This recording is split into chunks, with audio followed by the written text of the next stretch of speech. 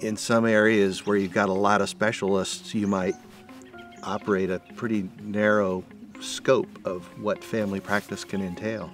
And when you're in rural medicine, you don't have that access, and so you're practicing, to the fullest extent of your license. I like rural medicine. I came from a town of 13,000, but I wanted some more opportunities for my family, but I get lost in a big city, and this, to me, is kind of the perfect balance of that.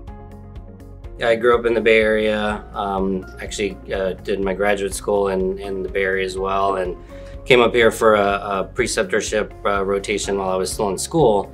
And it ended up turning into a job. Felt like MCHC was always really supportive of me, and I knew I wanted to work for an FQHC that had a really strong mission and was willing to foster a new grad, and been here for 8 years ever since, and it's been amazing.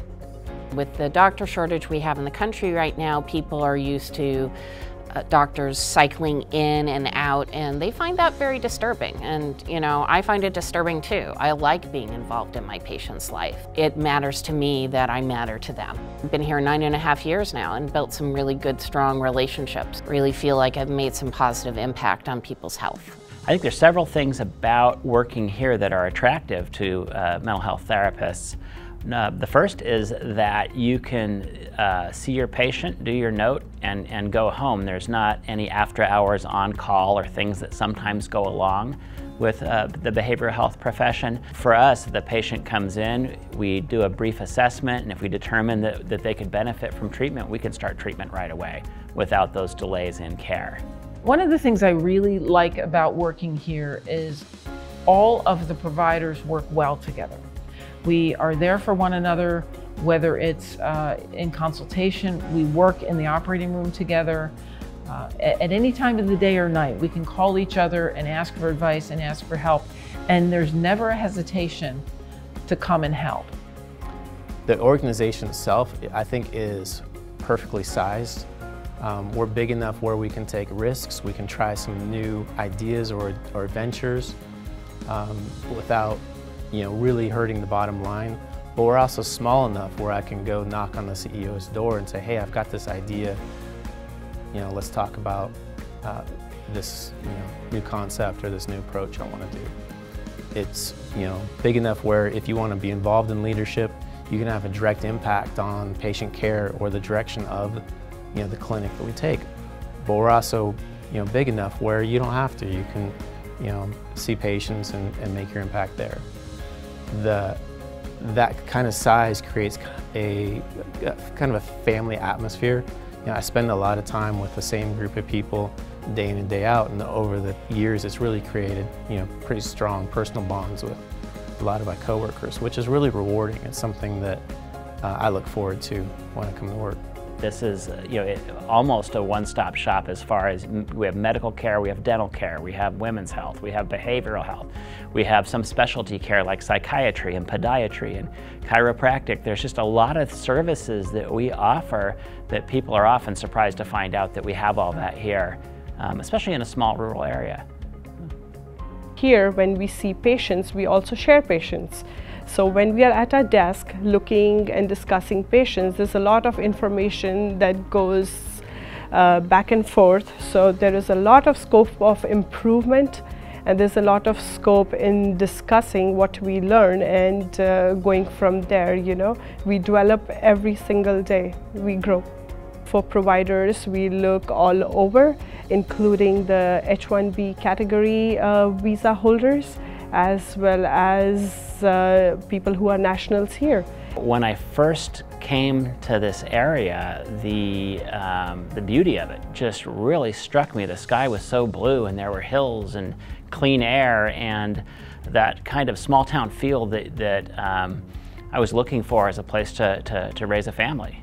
And the more I got to know the area, the more I fell in love with it. This education system is unique here because we do have a variety of options. My own children have been involved in 2 separate elementary schools. The Tree of Life Montessori School is a Montessori-based education.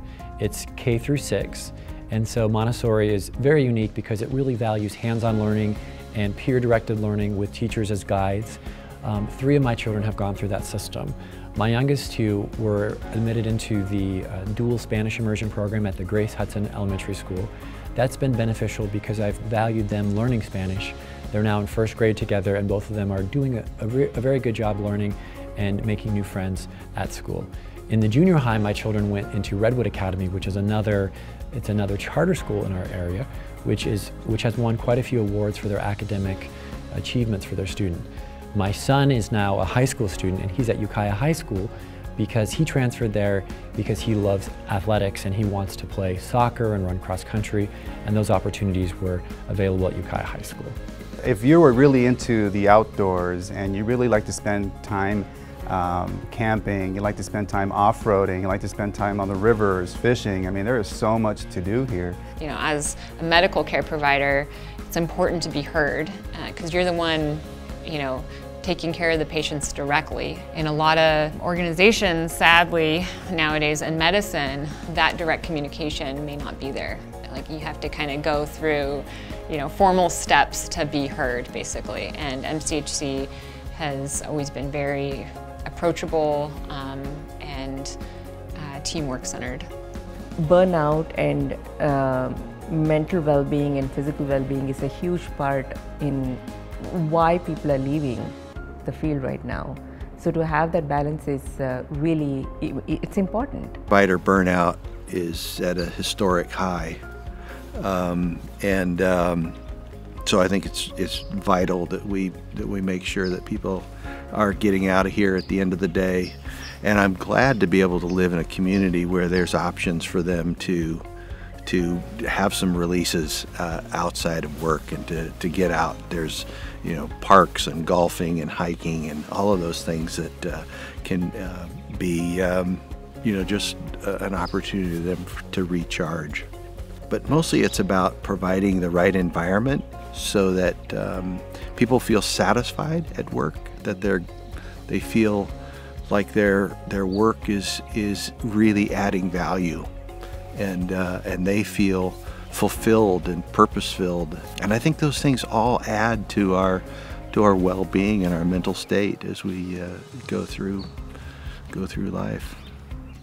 I'm excited because this clinic's been going for 30 years, and I meet people every day who've been here for a significant part of that. 9 years, 13 years, 17 years.